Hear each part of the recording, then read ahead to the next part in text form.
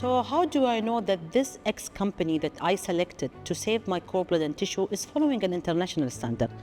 Actually, me as a mother or as a pregnant woman who is taking the decision to save my cord blood and tissue, it is from the way when you approach them, how they are talking to you, and what are the practices and the flow process they are following. For example, if you see them handing to you the collection kit without telling you that they need to train the nurses and the doctors, then how these nurses and doctors you guarantee that they're going to collect high quality stem cells for you after the delivery? So it's very important, according to the international standard, that the gynecologist doctor and the nurses in the hospital that you are delivering in are aware about the right procedure of the cord blood collection to ensure that your unit is not lost.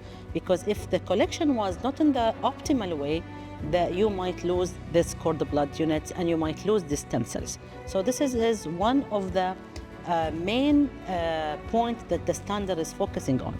Second thing can be when transporting these samples from the hospital to the lab. You need to make sure that according to the standard, there will be a special box with a monitoring temperature. That monitoring temperature to make sure that the journey from the hospital to the lab, it is monitored by a temperature so that we make sure that these cells stays alive. They don't die while we are transporting them from the hospital to the lab. Also, a very important thing is the isolation protocol.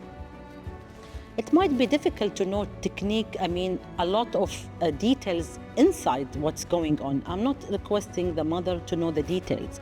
I'm requesting the mother to have an idea about facts that is important for her to make sure that her cord blood is saved in the right place.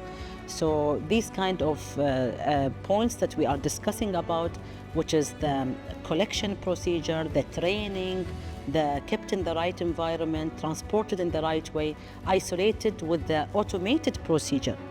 That means not manually is done, it is automated done. There are specific machines that isolate these cord blood automated. So it's very important it's done in an automated way, doing quality control tests to check how many millions of stem cells you are getting after isolation, what are the stability of these cells, what are the purity, what are the viability.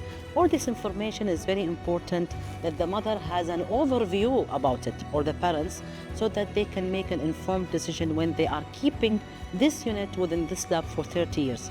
30 years is not a short period, it's a very long period. Then it becomes your right as a mother and your right as a father to make sure that the company is following the right procedure to make sure that this unit, once you need it, it can be used for transplantation.